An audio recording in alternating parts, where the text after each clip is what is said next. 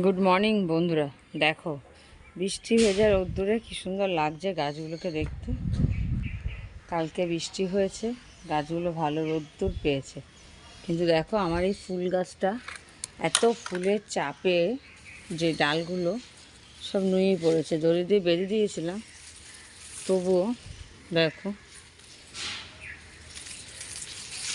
ডালগুলো সব কেমন ঝুঁকে পড়েছে। কত ফুল হয়েছে দেখো।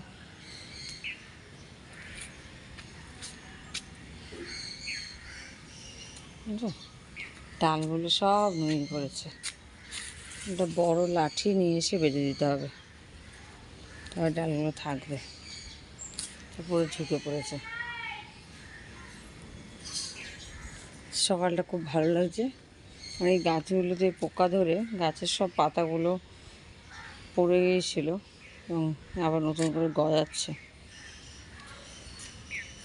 এই টগর গাছটা দেখো, আগের মানে ভালো করে কেটে দিয়েছিলাম, যেটুকু ডালপালা বেরিয়েছে তাতে দেখো কত ফুল ধরেছে।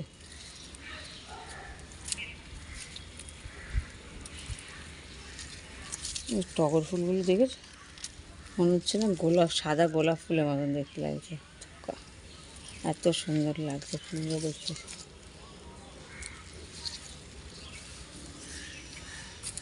আমার সেই কলা গাছটা, তোমরা যারা যারা আমার আগের ভিডিও দেখেছো তা দেখেছিলে এই কলা গাছটা। দেখো, কলা গাছের আবার নিশ্চয় একটা চারা বেরিয়েছে, ওই পাশে আবার একটা চারা বেরিয়েছে।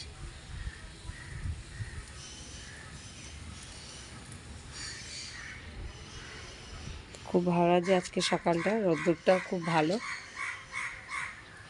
চলো, দিনটা সবার খুব ভালো কাটুক, এটাই ভগবানের কাছে প্রার্থনা। তো টাটা, বাই, আবার পরে দেখা হবে।